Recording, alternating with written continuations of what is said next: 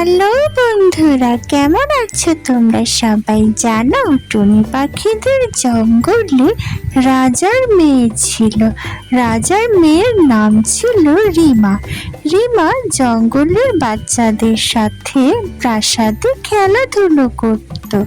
বাচ্চারা যখন খেলাধুলো শেষে বাসায় ফিরে যায়, তখন রিমা প্রাসাদে একদম একা হয়ে যায়, কারণ তার কোনো ভাই বোন ছিল না। সে তার বাবাকে বলল তার বাসায় একা থাকতে ভালো লাগে না, সে জঙ্গলে ঘুরে বেড়াতে চায়। তখন তার বাবা তার নিরাপত্তার কথা চিন্তা করে নিষেধ করে দিল, কারণ জঙ্গলে অনেক শিকারী পাখি ছিল। রিমা একা ঘুরতে গেলে তার বিপদ হতে পারত। কিন্তু রিমা তার বাবার কথা না শুনে একাই জঙ্গলে ঘুরতে বেড়ালো। সে জঙ্গলের কিছুই চিনত না। এক সময় ক্লান্ত হয়ে নদীর পানি খেলো, তারপরে আবার সে উঠতে লাগলো। এভাবে উঠতে উঠতে সে পথ হারিয়ে গেল। বন্ধুরা, অনেকক্ষণ উঠতে উঠতে এক সময় ক্লান্ত হয়ে বেহুশ হয়ে সে জঙ্গলের মাঝে পড়ে যায়।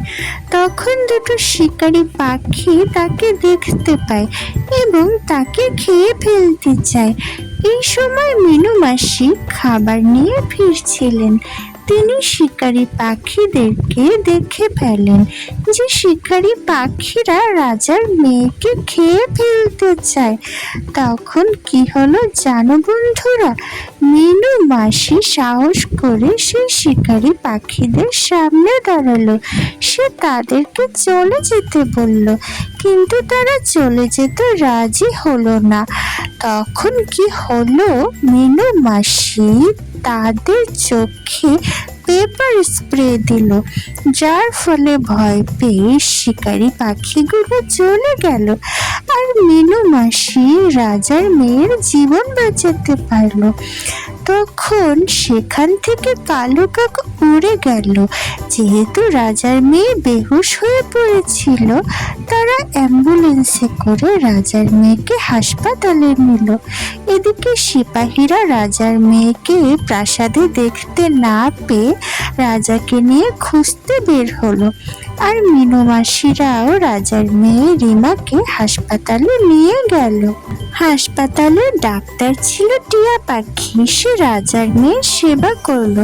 রাজা তার মেয়েকে খুঁজে না পেয়ে প্রাসাদে ফিরে এলো। তখন কালো কাক রাজাকে খবর দিল যে তার মেয়ে হাসপাতালে আছে। রাজা আর রানী হাসপাতালে তার মেয়েকে দেখতে গেল। রাজার মেয়ে তার বাবার কথার অবাধ্য হওয়ার জন্য ক্ষমা চাইল, আর মিনু মাসি তার জীবন বাঁচানোর জন্য ধন্যবাদ জানালো। বন্ধুরা, মজার মজার টুনি কার্টুন ভিডিও দেখতে চাইলে আমাদের চ্যানেলটি সাবস্ক্রাইব করো। সাবস্ক্রাইব করতে ভুলো না যেন। টাটা।